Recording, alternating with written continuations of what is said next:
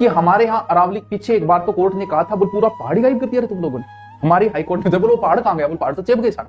यानी अरावली का क्या चल रहा है, खनन माफिया जो है अरावली को सल्टाने में लगे हुए। कैसे? क्यों? क्योंकि हमें क्या बनाने, मकान बनाने हैं, बजरी चाहिए, जो भी सामान चाहिए वो कहां है।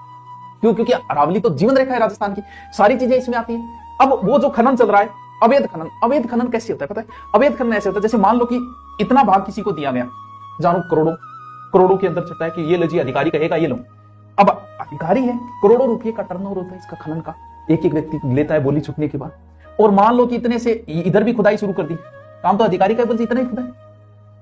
अब क्या कह दिया कि 100 मीटर से नीचे तो अरावली में है ही नहीं, तो फिर करो गाइब, जाने दो उनको। क्यों? 100 मीटर से नीचे उनका रखना है, जहां ऊंची है उनको रखना है, बाकी तो अरावली में है ही नहीं, तो उसका अवैध खनन शुरू हो जाएगा।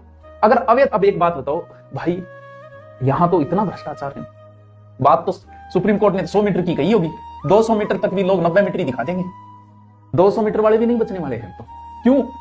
काम कहां होगा? अधिकारी करेंगे, अधिकारी पास करेंगे, अधिकारी बनने वाले, अधिकारी नापने वाले। क्यों? क्योंकि करोड़ों का है, लाखों देखिए तो आप 200 मीटर को 90 मीटर में कर सकते हो, और खुद गया उसके बाद कुछ होना नहीं है गायब।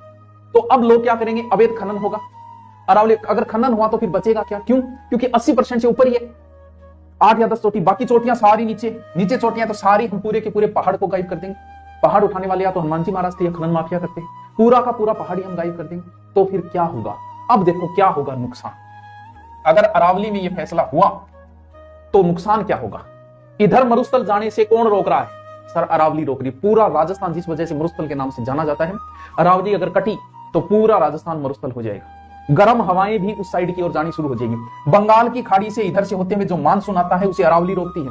पूर्वी राजस्थान पूरा हरा भरा है, पश्चिमी राजस्थान पूरा मरुस्थल है। अगर अरावली नहीं रही तो भाई पूर्वी राजस्थान वालों, भरतपुर, अलवर, धौलपुर, कोटा, बंदी, सवाई माधोपुर, प्रतापगढ़, सुन लो, तुम्हारे वहां भी वही सूखा पड़ेगा जो पूरे राजस्थान में पड़ता है। क्यों? क्योंकि आपको अरावली ही वर्षा दे रही है, अरावली से टकरा के ही आपको वर्षा हो रही है। ये जो नदियां निकलती है राजस्थान की 80% नदियां अरावली से निकल रही है, वो नदियां ही नहीं रहेगी, नदियों का मार्ग बदल जाएगा, नदियां रहेगी नहीं, जलवायु परिवर्तन हो जाएगा। अरावली नहीं रही तो आंधियां आएगी, मरुस्थल होगा, वर्षा की अनियमितता होगी, धूल उड़ेगी पूरे राजस्थान में। उन सबको रोकने का काम ये करती है। पूरे पूर्वी राजस्थान में बरसात अरावली करती है। जल संकट की समस्या आएगी, कहां आएगी? यहां जयपुर है, टोंक है, इस क्षेत्र में अरावली की वजह, बिसलपुर बांध वगैरह किस वजह से बने? अरावली की वजह से इस क्षेत्र में जल संकट आ जाएगा, खेत सूखेंगे सारे। क्यों? क्योंकि बारिश ही नहीं होगी। शहरों का पानी तक महंगा हो जाएगा अगर यह फैसला मंजूर हुआ। आपको जो हवा मिलेगी वो प्रदूषित हवा मिलेगी। क्यों? क्योंकि अरे क्या राजस्थान था, यहां तो हमने पेड़ों के लिए गर्दनें कटवाई है, वो राजस्थान है। और इस राजस्थान में आज इतना बड़ा फैसला हुआ कि पूरा अरावली, हरी भरी अरावली, बचेगा क्या उसमें? कुछ बचेगा ही नहीं। 80% अरावली गायब हो जाएगी, हरे भरे पेड़ पौधे, कुछ नहीं बचेगा राजस्थान के अंदर।